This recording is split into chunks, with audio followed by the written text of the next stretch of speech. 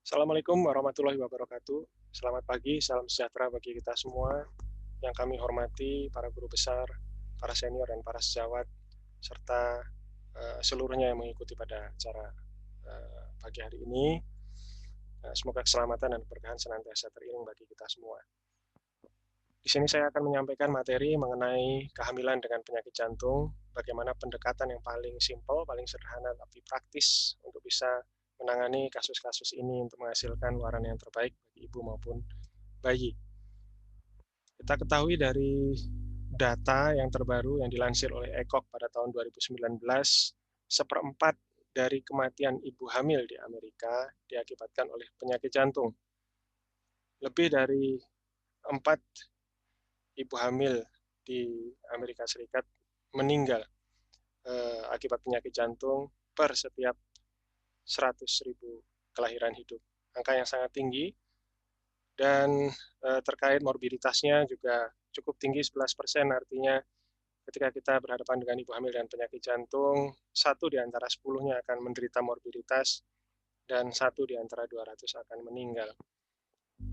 Di Indonesia sendiri ada laporan yang dipublikasikan pada Jurnal Kesehatan Reproduksi tahun 2019, seperempat dari kematian ibu hamil di Indonesia juga diakibatkan oleh penyakit jantung. Sementara Maternal Perinatal Death Notification Kementerian Kesehatan Republik Indonesia pada tahun 2018 menyebutkan juga 40,7% kematian ibu hamil diakibatkan oleh sebab lain-lain di luar perdarahan dan preeklamsi yang masih mendominasi penyebab kematian ibu di Indonesia. Mungkin kehamilan dengan penyakit jantung menyumbang proporsi yang besar pada 40,7%, mungkin ya sekitar 25% dari total penyebab kematian ibu hamil di Indonesia. Sehingga kita perlu mendalami masalah ini. Pada pagi hari ini ada 3 pokok bahasan yang akan saya sampaikan terkait dengan kehamilan dengan penyakit jantung. Yang pertama, bagaimana di layanan primer nih yang paling penting bisa mendeteksi awal adanya problem jantung pada seorang ibu hamil. Kemudian yang kedua, bagaimana merancang suatu strategi yang tepat. Pertama, dimulai dengan melakukan prognostikasi terhadap problem jantung yang dihadapi, serta mendesain penanganan mulai dari saat kehamilan, interval waktu pemeriksaan, kemudian pengakhiran kehamilan, cara pengakhiran kehamilan, dan juga fase persalinan. Kemudian yang terakhir adalah nomor 3, bagaimana kita mendeteksi juga kelainan jantung pada janin yang memang proporsinya secara signifikan lebih tinggi pada ibu-ibu hamil dengan penyakit jantung bawaan. Yang pertama, ini adalah hal yang terpenting, jadi bahasan yang terpenting ini banyak terkait dengan antenatal care di layanan primer, di FKTP. Bagaimana kita ketahui bahwa untuk mendapatkan diagnosis ibu hamil dengan penyakit jantung, tentunya pertama harus diketahui dulu arah ya, kemungkinan adanya problem jantung pada ibu hamil tersebut. Tidak semua ibu hamil dengan penyakit jantung itu datang sudah tahu bahwa dirinya menderita penyakit jantung.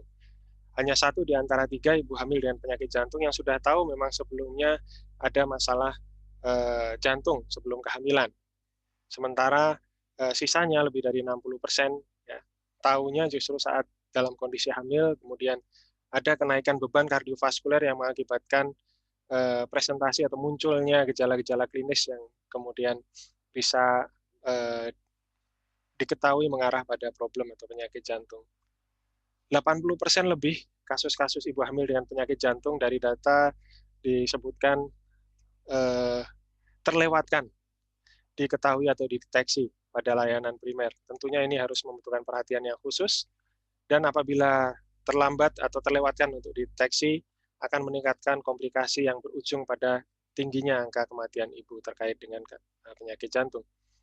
Kemudian bagaimana menegakkan diagnosis setelah screening, tentunya di fasilitas kesehatan rujukan tingkat lanjut, rumah sakit, SPOG akan berkolaborasi dengan spesialis jantung dan pembuluh darah maupun spesialis penyakit dalam ya, untuk menentukan pertama diagnosis yang spesifik, kemudian menentukan manajemen yang spesifik juga untuk per kasus atau per pasien. Kita ketahui di rumah sakit akan dilakukan pemeriksaan yang komprehensif, yang lengkap, mulai dari pemeriksaan laboratorium yang diperlukan, ya, kemudian ekokardiografi, EKG mungkin sudah ada di layanan primer, tapi mungkin ditambah dengan treadmill test dan lain sebagainya. Kemudian manajemen yang paling utama ada 5 pokok, yaitu apakah kehamilan yang bermasalah dengan penyakit jantung ini bisa dilanjutkan, apakah sesuai dengan klasifikasi yang layak untuk dilanjutkan atau kontraindikasi untuk melanjutkan kehamilan. Kemudian bagaimana memanage dengan pemberian obat-obatan yang sesuai tetapi aman untuk kehamilan untuk janin, memodifikasi pola hidup, kemudian menentukan waktu yang paling tepat untuk melahirkan bayinya, khususnya juga memilih cara persalinannya apakah per vaginam atau per abdominam, kemudian pasca salin juga bagaimana penanganannya supaya tidak terjadi komplikasi, ya, masalah kontrasepsi dan lain sebagainya. Yang paling utama di dokter layanan primer di fasilitas kesehatan tingkat primer, puskesmas, antenatal care yang tadinya memang kurang mengedepankan dokter untuk melakukan pemeriksaan klinis, saat ini pada tahun 2020 suatu terobosan yang sangat baik dari Kementerian Kesehatan Republik Indonesia dan punya bekerja sama dengan POGI dan ID sudah menyuntikkan hal-hal penting yang baru dalam antenatal care. Yang paling utama adalah dokter umum wajib melakukan pemeriksaan minimal 2 kali pada antenatal care di layanan primer, yaitu pada kunjungan pertama maupun kunjungan sesaat menjelang persalinan. Kaitannya dengan penyakit jantung, dengan keterlibatan dokter dalam melakukan pemeriksaan antenatal care tentunya akan lebih tajam dalam melakukan anamnesis terkait dengan penyakit jantung, keluhan-keluhannya, maupun riwayat familial terkait penyakit jantung. Dan yang paling utama adalah melakukan pemeriksaan fisik diagnostik. Yang ini tentunya tidak bisa dilepaskan dari pemeriksaan seorang dokter. Ya, kalau hanya ditangani oleh para medis, mungkin hasilnya akan menjadi kurang optimal, berbeda seorang dokter yang memiliki kompetensi yang penuh memang untuk melakukan pemeriksaan diagnosis awal, fisik diagnostik, apakah ada problem atau tidak. Khususnya di sini adalah mengenai penyakit jantung. Menggunakan stetoskop pada awal pemeriksaan di trimester 1 itu adalah hal yang sangat penting, ya, apalagi kalau pasien itu datang, ibu hamil itu datang disertai dengan kondisi-kondisi atau keluhan yang mengarah pada problem jantung. Melakukan pemeriksaan sianosis juga mungkin bukan hal yang mudah, tetapi mungkin dengan alat bantu seperti oximetri yang murah dan sangat mudah didapatkan dan mungkin tersedia juga sudah di seluruh layanan primer, kita bisa tahu apakah saturasi oksigen kurang dari 95% atau bahkan kurang dari 85% ya sejak awal kehamilan, sehingga bisa melakukan prognostikasi yang tepat. Bagaimana kira-kira kehamilan ini akan memperberat masalah di jantungnya karena penyakit jantung bawaan yang sianosis misalnya, dan lain sebagainya. Dengan menggunakan stetoskop bisa didengarkan adanya suara tambahan pada jantung, ada murmur, ya, baik sistolik maupun diastolik, kemudian adanya irama jantung yang tidak normal, aritmia, mungkin bisa dikonfirmasi dengan EKG, ya, kemudian ada suara split juga, suara tambahan pada jantung yang bisa diketahui awal, sehingga ketika kunjungan pertama itu sudah akan tertapiskan kalau memang ada problem jantung, dilakukan rujukan kepada FKRTL, kemudian ditentukan diagnosisnya yang tepat oleh kolaborasi SPOG, SPJP, SPPD, kemudian dilakukan dengan manajemen yang sesuai.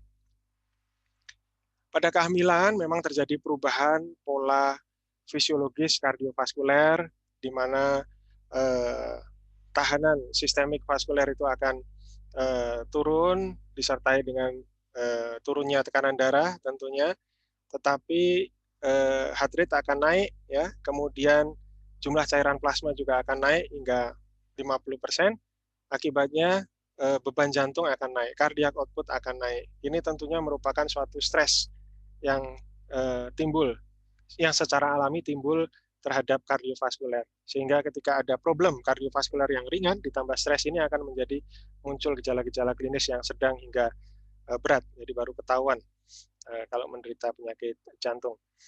Yang paling harus diawasi adalah masalah sesak nafas, ampak, ya, rasa sulitan untuk bernafas. Ini yang paling harus dicermati. Sesuai dengan klasifikasi menurut NIHA juga, meskipun ada klasifikasi yang lain, ya, klasifikasi kelas fungsional dari jantung ini wajib dimengerti, dipahami ya oleh seluruh dokter di layanan primer ketika melakukan antenatal care. Ya. Ketika kita mendapatkan seorang ibu hamil yang dengan aktivitas sedang saja itu sudah sesak, ya, aktivitas sedang ini artinya mengerjakan aktivitas sehari-hari seperti mencuci, kemudian pel misalnya, nyetrika, masak dan lain sebagainya, ngos-ngosan. Ini kita harus mulai curiga mungkin ada payah jantung, ada masalah di jantungnya yang perlu pemeriksaan lebih lanjut. Apalagi kalau aktivitas ringan itu sudah sesak nafas, misalnya naik tangga 1 lantai atau 2 lantai sudah sesak nafas, jalan 50 meter sampai 100 meter sudah sesak nafas, atau bahkan istirahat pun terganggu karena sesak nafas, harus tidur dengan 2 bantal, ya kemudian mungkin posisi setengah duduk, sudah sulit beraktivitas. Ini menjadi rambu-rambu atau menjadi tanda-tanda bagi seorang dokter harus mulai menggali ya problem jantung. Tentunya di rumah sakit nanti setelah dilakukan rujukan akan dilakukan penegakan diagnosis yang presisi, yang akurat, misalnya terkait dengan keluhan sesak napas yang agak cukup subjektif tadi sebenarnya melalui kelas fungsional dari NIHA bisa dipresisikan dengan menggunakan treadmill test atau exercise test ya, atau cardiac stress test ya, nama lainnya. Dengan melakukan pembebanan yang terukur ya dengan sudut inklinasi, kecepatan dan lain sebagainya, kemudian pasien ditempel elektroda yang langsung terpantau pada monitor EKG untuk melihat irama jantung, tekanan darah, irama nadi juga, kemudian juga saturasi oksigen dengan oximetri, kemudian dilakukan pembebanan yang terukur mulai dari istirahat, kemudian pembebanan, mulai naik, kemudian maksimum, kemudian mulai menuju ke declining untuk istirahat, dan nanti akan terpantau bagaimana fungsi dari jantung itu menyesuaikan kondisi stres yang akan menspesifikkan gejalanya terhadap suatu kelainan jantung tertentu, dan ditambahkan dengan pemeriksaan ekokardiografi maka lebih dari 90% penyebab dari problem jantungnya itu akan diketahui secara pasti atau secara akurat. Kemudian diskusi yang kedua atau bahasan yang kedua adalah bagaimana kita mengatur strategi untuk manajemen ibu hamil dengan penyakit jantung dengan tepat. Yang pertama tentunya dimulai dengan prognostikasi terlebih dahulu. Misalnya ada sebuah skenario, seorang wanita G2 P0A1 umur 23 tahun, sudah terlambat haid 2 minggu, kemudian periksa tes kehamilan, kencingnya sendiri positif, ya, kemudian pasien mengatakan punya masalah jantung bocor sejak lahir tapi tidak pernah berobat sejak dewasa. Jadi dikatakan saat kecil jantungnya bocor, tapi bocornya juga tidak besar, kecil, ya, tidak ada hal-hal khusus selain minum obat, kemudian kalau bisa dilakukan operasi penutupan, hanya disarankan tidak olahraga yang berat, ya. Keluhan sesak, gangguan tidur tidak ada, dari pemeriksaan fisik juga tanda vitalnya tensi, nadi, respirasi normal, tidak sianusis, kemudian murmurnya minimal, kemudian tidak ada obesitas. Nah, apakah pertanyaannya yang seperti ini itu tidak bisa melanjutkan kehamilan? Nah, kita harus mengetahui prognostikasinya, ya, bagaimana secara spesifik keluhan problem jantung, ya, kita ketahui baru jantung bocor saja ini bisa dikategorikan apakah layak melanjutkan kehamilan atau tidak, tentunya membutuhkan suatu telaah atau analisis secara klinis, ya. Untuk prognostikasi ada prognostikasi menurut kriteria WHO, kemudian Karprek dan juga Zahara. Tetapi mungkin karena agak rumit, ya, kita sederhanakan. Pada WHO kelas fungsional keempat ini tidak direkomendasikan atau kontraindikasi untuk melanjutkan kehamilan. Yang kita paling harus cermati adalah masalah fungsi dari ventrikel kiri. Ketika ejection fraction atau fungsi ejeksi ventrikel kiri sudah kurang dari 30%, itu sudah lampu merah, dan ini terkait dengan kelas fungsional NIHA tadi pada NIHA kelas fungsional 3 dan 4. Perbedaan pada kelas WHO ini adalah menyebutkan lesi-lesi spesifik. Ini mungkin kalau dihafalkan juga agak rumit, ya, mungkin dibuat tabulasi yang bisa ditempelkan lebih baik. Tetapi setidaknya mengingat masalah fraksi ejeksi dan juga masalah NIHA tadi. Ya. Kalau sudah ada hipertensi pulmonal dan juga Eisenmenger syndrome, itu juga ada hal yang sering dijumpai yang merupakan kontraindikasi untuk melanjutkan kehamilan. Angka kematian pada kondisi WHO kelas 4 ini bisa lebih dari 30%. Bahkan seperti Eisenmenger itu bisa sampai lebih dari 50%, 60% akan mengakibatkan kematian dalam proses kehamilan maupun persalinan. Sementara untuk Carpreg, ini mungkin yang dicermati utamanya ada kata-kata cyanosis. Jadi kalau kita mendapati ibu hamil dengan penyakit jantung bawaan cyanosis, ini sudah merupakan suatu notifikasi khusus yang harus diperhatikan.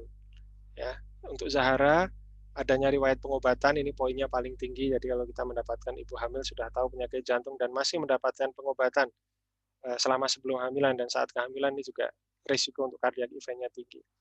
Lalu bagaimana apabila itu dibandingkan antara WHO, Carpreg, dan Zahara untuk prognostikasi atau kepekaan terhadap deteksi kemungkinan terjadinya hal-hal yang buruk hingga kematian? Yang paling tinggi memang skornya dipublikasikan di Circulation Journal pada tahun 2015 adalah WHO kelas yang keempat. Sehingga WHO kelas keempat ini supaya betul-betul diingat, dipahami oleh seluruh dokter, baik di layanan primer maupun SPOG di rumah sakit. Lalu bagaimana kita mendesain manajemen? Ya, tahu ada masalah sebelum hamil ini sebenarnya yang paling baik, apalagi kalau memiliki simptom yang berat. Dilakukan koreksi, kemudian setelah berkurang simptomnya dan baik, baru direncanakan kehamilan. Apabila di awal kehamilan saja simptomnya sudah berat, biasanya hampir selalu akan mengalami kegagalan kehamilan, apakah itu abortus atau komplikasi terhadap maternalnya. Akan terjadi masalah yang serius, cardiac event dalam proses kehamilan maupun persalinannya. Sehingga sebaiknya dikoreksi di awal. Kemudian pada kunjungan yang pertama, prognostikasi dengan risk assessment tadi seperti yang disampaikan, baik dengan WHO, Carpreg maupun Zahara, itu dilakukan. Ya. Kemudian baru ditentukan apakah mungkin untuk lanjut atau tidak lanjut kehamilan. Tentunya kalau tidak melanjutkan kehamilan atas indikasi medis akan dibicarakan oleh komite etik dan komite medik tentunya. Kemudian pada 18-22 minggu ibu hamil dengan penyakit jantung bawaan, 10% janinnya ada kemungkinan untuk menderita penyakit jantung bawaan juga, sehingga dilakukan pemeriksaan fetal ekokardiografi untuk memastikan apakah janinnya ada masalah atau tidak. Kemudian pertimbangan dalam proses kehamilan di atas 5 bulan, apakah mampu kira-kira akan lanjut dengan tanpa komplikasi atau mungkin akan komplikasi, paling utama bisa kita lihat pada fungsi ventrikel kirinya. Ketika ekokardiografi sudah menunjukkan fraksi ejeksi yang kurang dari 40, apalagi kurang dari 30, ya. Kemudian bisa disertai dengan hipertensi pulmonal, misalnya pada Eisenmenger syndrome, ini menandakan kemungkinan akan terjadi cardiac event yang berat hingga kematian, sehingga harus benar-benar dipantau apabila ingin melanjutkan kehamilan atau pertimbangkan untuk terminasi pada kondisi-kondisi yang tertentu. Kalau misalnya tidak bisa melakukan ekokardiografi, bisa dilakukan pemeriksaan NT-proBNP yang juga mewakili sebenarnya fungsi dari ventrikel kiri, di mana myosit pada ventrikel kiri memproduksi NT-proBNP. Semakin buruk kinerja atau semakin bermasalah miositnya pada ventrikel kiri, maka akan semakin tinggi NT-proBNP-nya. Tidak sangat spesifik, tapi dia sangat sensitif. Sehingga kalau NT-proBNP itu kurang dari 128 atau kurang dari 100, maka 96% dari kehamilan itu akan berhasil dengan baik. Sehingga dia baik digunakan untuk penapis mana ya akan berhasil dengan baik, itu lebih baik. Kemudian saturasi oksigen, kalau saturasi oksigen saat datang saja itu sudah kurang dari 85%, maka kemungkinan bayi akan lahir dengan selamat itu kurang dari 40%. Ini seharusnya diedukasi di awal, dan kita tahu bahwa ini adalah kondisi yang juga buruk bagi ibunya yang kemungkinan akan mengakibatkan kematian pada ibu. Ya, pada 32-34 minggu itu adalah waktu yang tersering akan terjadi proses persalinan baik spontan maupun atas indikasi medis, karena ada problem perburukan pada ibunya maupun pada janin. Sehingga maturasi paru dan neuroproteksi biasanya akan dilakukan di sini dan siap untuk dilakukan pengakhiran di sini. Terkait juga dengan fisiologi kehamilan yang akan memberikan beban jantung yang tertinggi, biasanya optimalnya peak untuk cairan intravaskuler, volumenya yang meningkat, yang meningkatkan preload juga itu pada 32-34 minggu. Pada partus ini juga kondisi yang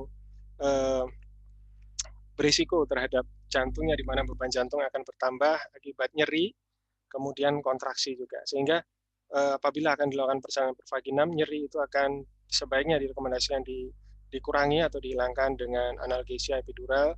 Kemudian hejan juga dibantu dihindari dengan melakukan versi ekstraksi, forceps ekstraksi, maaf, ataupun vakum ekstraksi. Kemudian terkait dengan kondisi-kondisi tertentu yang memang betul-betul tidak bisa diupayakan lahir pervaginam, ya, terkait dengan tim dan sebagainya, maka dikondisikan untuk persalinan dengan seksiosesaria, tentunya dengan pemantauan yang ketat, dengan pilihan anestesi yang sudah disesuaikan sesuai dengan lesi spesifiknya. Untuk pasca salin, ya, ini masih kontroversial antara menyusui dan tidak menyusui, tetapi banyak yang lebih menganjurkan tetap menyusui tetapi dengan botol, artinya menggunakan ASI perah. Untuk ibu hamil dengan penyakit jantung yang sudah menggunakan katup buatan atau prostese, misalnya pada mitral stenosis, ya, atau penyakit jantung rematik, ya, sangat disarankan untuk tidak menggunakan kontrasepsi yang berbahan estrogen pada KB hormonal, apakah itu KB suntik maupun KB pil. Kalaupun menggunakan estrogen yang serendah mungkin, karena risiko tromboembolinya akan menjadi besar, dan pada hematokrit yang lebih dari 55, terlebih lagi mungkin perlu diberikan antikoagulan, ya, seperti low molecular weight heparin. Kemudian anemia juga memperburuk kondisi jantung atau payah jantung, sehingga ketika menstruasi terjadi dan diharapkan menstruasi dapat lebih minimal, sehingga anemia juga menjadi lebih minimal, kontrasepsi bisa diupayakan dengan menggunakan LNG IUS atau dengan menggunakan IUD berbasis hormon progesteron yang secara lokal bisa mengurangi tumbuhnya dinding dalam rahim atau endometrium. Yang ketiga, yang terakhir, bagaimana kita mempermudah sebenarnya melakukan screening jantung pada janin, ya. Kita ketahui bahwa pemeriksaan ultrasonografi jantung janin itu salah satu yang paling rumit dalam pemeriksaan USG obstetri, ya. Bahkan di negara maju, 6 di antara 10 kehamilan yang janinnya ada kelainan jantung itu lolos dari pemeriksaan antenatal care, ya, karena memang rumit pemeriksaannya. Dan 8 di antara 1000 kehamilan itu ternyata memang lahir dengan penyakit jantung bawaan. Mengapa perlu dilakukan screening ini? Ya, seperti yang disampaikan, 10% dari ibu hamil dengan penyakit jantung bawaan, bayinya juga menderita penyakit jantung. Dan kalau kita tidak ketahui sejak awal, maka untuk jenis penyakit jantung tertentu yang cukup kritis sesaat setelah persalinan, misalnya pada transposition of great arteries, di mana aorta dan arteria pulmonalis tertukar, sehingga sirkulasi sistemik dan sirkulasi pulmonal itu terputus sama sekali. Maka kalau tidak diketahui dari awal dan dibiarkan, maka ya otomatis tidak akan ada oksigen yang bisa beredar sistemik pasca bayi itu dilahirkan. Kalau selangnya tidak dikembalikan lagi, jadi aorta tidak dikembalikan ke ventrikel kiri, kemudian arteria pulmonalis dikembalikan ke ventrikel kanan. Dan kalau kita ketahui itu di awal sebelum dilahirkan dan siap untuk melakukan operasi untuk mengembalikan posisi arteria pulmonalis dan aorta, maka angka keselamatan yang mendekati 0 dapat naik hingga 60 sampai 80%. Tentunya hal yang sangat dramatis. Itu adalah salah satu pentingnya kita melakukan pemeriksaan fetal ekokardiografi pada pasien-pasien dengan risiko memang janinnya akan menderita penyakit jantung bawaan. Sebenarnya untuk memastikan penyakit jantung diagnosisnya apa itu memang sulit, tetapi untuk mengetahui normal atau tidak normal itu tidak terlalu sulit atau bisa disimplifikasi. Hanya dalam waktu 2 menit kurang saja kalau kita berdasarkan data dari ISOP. Kalau kita sudah terbiasa melihat 4-chamber view dan 3-vessel view, kita sudah bisa menapiskan 60% kasus kelainan jantung dengan 4-chamber view dan 40% kasus kelainan jantung dengan 3-vessel view. Dan kalau jumlah hampir 100%, sudah bisa diketahui. Meskipun kelainan itu apa, itu butuh pemeriksaan yang lebih lanjut, yaitu misalnya dengan slicing yang lain, 5-chamber view, LVOT, RVOT, kemudian ductal arch dan lain sebagainya. Tapi yang paling utama adalah mengetahui ini ada kelainan dulu atau tidak ada kelainan. Kemudian kalau ada kelainan tentunya proses persalinan ataupun pemantauan kehamilan selanjutnya lebih baik dilakukan pada senter pendidikan atau rumah sakit tipe A. Sehingga janin yang dilahirkan pada saat masa neonatus awal apabila diperlukan penanganan yang sangat komprehensif terkait berhubung jantungnya dapat dilakukan dengan baik. Kemudian terkait komplikasi lain pada janin adalah hambatan pertumbuhan janin yang terjadi karena hipoksia. Pada ibu yang hipoksia, maka janinnya kemungkinan besar juga akan hipoksia. Pada awal masa implantasi plasenta, pada masa plasentasi, kejadian hipoksia itu juga bisa mengakibatkan kegagalan vascular remodeling yang berakibat preeklamsia, yang tentunya membutuhkan antisipasi. Dengan kita tahu sejak awal trimester 1 sebelum 16 minggu dan memberikan low dose aspirin, ini akan bisa menghindarkan ibu hamil sudah dengan penyakit jantung, komplikasi preeklamsia, yang tentunya akan meningkatkan mortalitas. Kalau dicegah, itu bisa terhindar dengan baik. Jadi saya rasa itu yang bisa saya sampaikan pada pagi hari ini. Yang paling utama, yang terpenting adalah bagaimana melakukan screening atau penapisan problem jantung, penyakit jantung pada kehamilan di layanan primer oleh dokter pada antenatal care yang pertama kali, jadi kunjungan yang pertama. Sangat penting dan kalau bisa dikatakan ini hal yang wajib untuk dilakukan. Tanda-tanda sulit bernapas, ampek, ya, sesak napas, itu harus diketahui sejak awal, masukkan klasifikasi NIHA, ya. Kemudian pemeriksaan fisik diagnostik yang sederhana menggunakan stetoskop untuk memeriksa ada atau tidaknya mermer, ya lebih dari 3/6 atau tidak. Kemudian pemeriksaan fisik sederhana juga untuk melihat sianosis, mungkin dibantu dengan oksimetri. Ini tiga hal yang sangat penting dan mendasar, mudah dilakukan di layanan primer. Begitu sudah dilakukan tapisan, ya, apabila ada yang bermasalah, kemudian dilakukan pemeriksaan secara komprehensif di rumah sakit rujukan.